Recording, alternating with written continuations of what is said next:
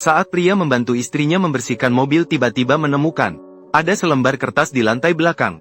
Ketika dibuka, ternyata itu adalah struk kamar hotel. Hal ini membuat Tuan Cui sangat bingung. Sejak menikah, mereka tidak pernah pergi ke hotel. Lebih anehnya lagi, odometer mobil tiba-tiba menunjukkan tambahan 10.000 km. Dan Tuan Cui menemukan ada satu kunci tambahan di gantungan kunci. Untuk memverifikasi dugaannya sendiri, dia menemukan kamar hotel berdasarkan struk tersebut. Setelah kunci berhasil dimasukkan, kekhawatiran Tuan Cui terwujud. Untungnya, itu hanya siang hari dan tidak bertemu istrinya. Namun kekacauan di atas tempat tidur tetap mengungkapkan segalanya.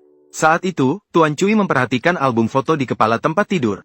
Di dalamnya terdapat foto pribadi istri yang tidak pantas. Dan juga foto seorang pria memeluk seorang anak. Dia duduk di lift dengan gelisah, ingin pulang dan bertanya dengan jelas. Sementara itu, istri yang sedang bersiap-siap untuk pergi kencan, meletakkan pil di atas piring. Lalu membelahnya menjadi dua, kemudian meletakkannya ke dalam botol susu untuk larut sepenuhnya. Akhirnya menuangkan susu bubuk yang penuh dengan semut, menuangkannya ke dalam botol sekaligus. Setelah dikocok dengan keras hingga merata, wanita itu memberikan susu beracun kepada putrinya yang masih kecil dengan tangannya sendiri. Bayi segera tertidur pulas, namun dia sama sekali tidak peduli, melainkan dengan senang hati mencari kekasihnya untuk kencan.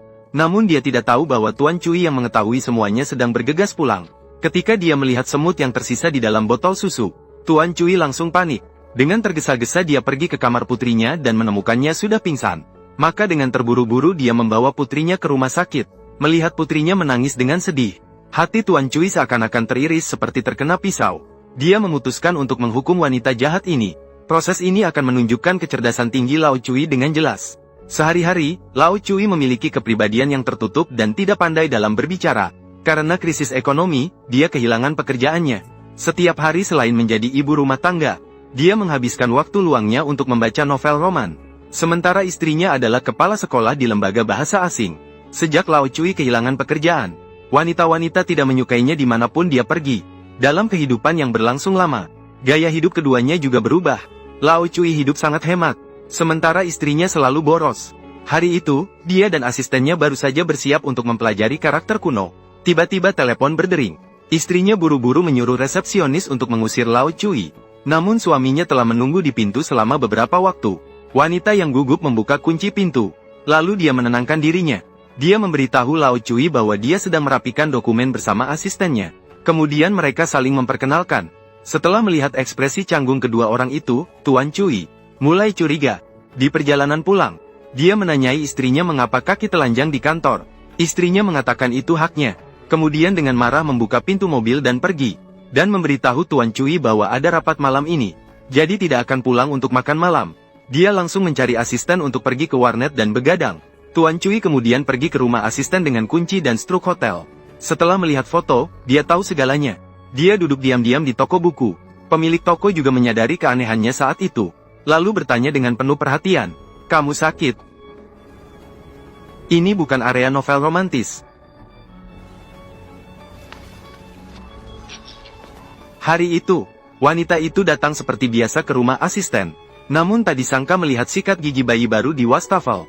Perlengkapan mandi bayi diletakkan di sudut. Wanita marah keluar dan menginterogasi lawan bicara. Pada saat ini, dia merasakan ketegangan yang belum pernah dirasakannya sebelumnya. Wanita hanya ingin keduanya bahagia bersama. Namun asisten sekarang justru memiliki pikiran lain. Dia tahu bahwa sudah saatnya bagi mereka berdua berakhir. Setelah kembali ke rumah, wanita itu berubah sikap. Tidak hanya melakukan pekerjaan rumah tangga yang jarang dilakukannya. Bahkan lantainya dilap hingga bersih berkilau. Bahkan mulai berdandan di rumah.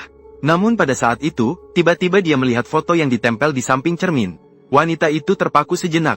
Dia curiga suaminya sudah mengetahui semuanya. Namun untungnya hanya dirinya yang terlihat dalam foto itu. Dia menyembunyikan dengan hati-hati di dalam lemari.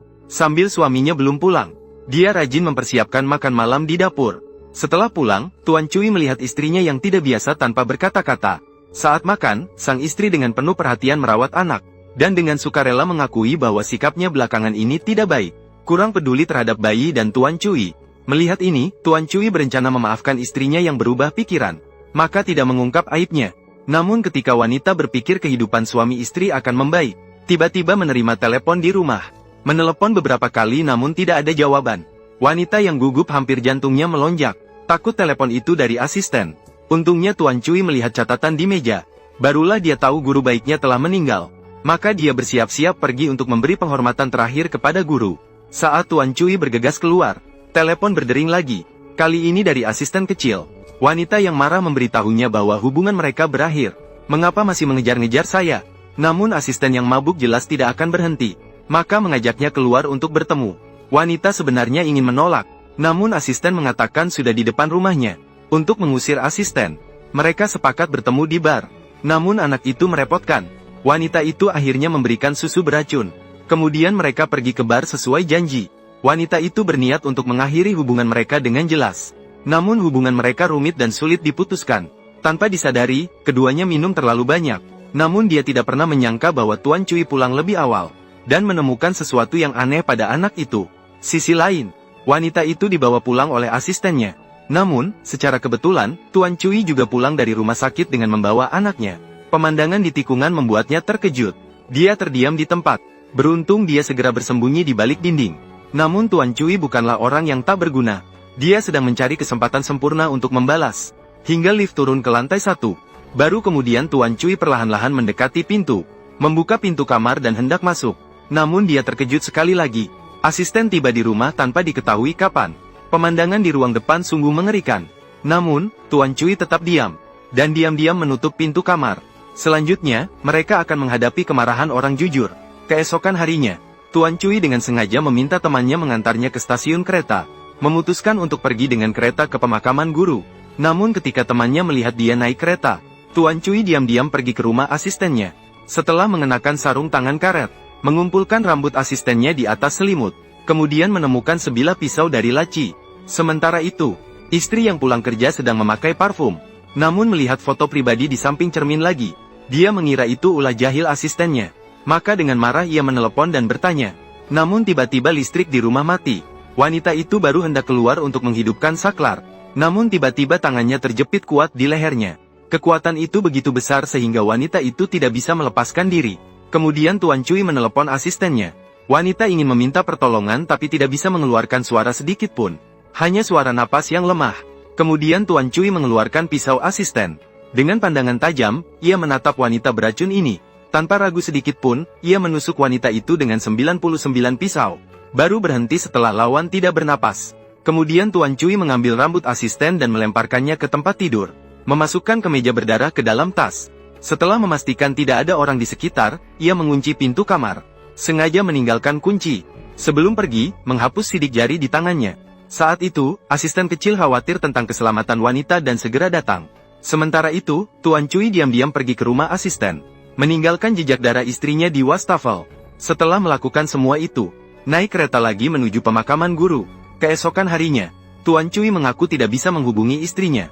Maka meminta tetangga untuk menghubungi rumahnya.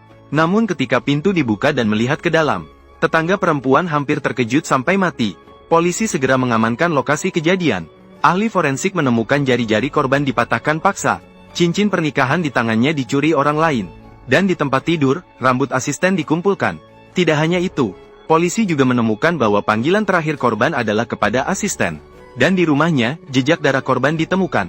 Bukti yang kuat membuat asisten ditangkap di tempat. Sekarang, meskipun dia memiliki 80 mulut, dia tidak bisa menjelaskan. Ketika mendengar kabar kematian, Tuan Cui datang. Dengan akting sempurna dan bukti tidak hadir yang cukup, berhasil melepaskan diri dari semua kecurigaan. Setelah kasus selesai, Tuan Cui kembali ke rumah. Langkah pertama adalah memastikan tidak ada polisi di luar melalui kacamata pintu. Langsung masuk ke kamar mandi, mengambil cincin pernikahan istrinya dari kotak korek api, melemparkannya ke toilet dan langsung ditarik ke bawah air. Meskipun Tuan Cui berhasil membalas dendam, namun hatinya juga dipenuhi dengan rasa sakit dan penyesalan. Dia pernah mencoba untuk memaafkan istrinya. Namun keinginan dan pengkhianatan sang istri membuatnya tidak bisa melanjutkan pernikahan ini. Akhirnya Tuan Cui membakar semua foto-fotonya. Memulai kehidupan baru dari saat ini.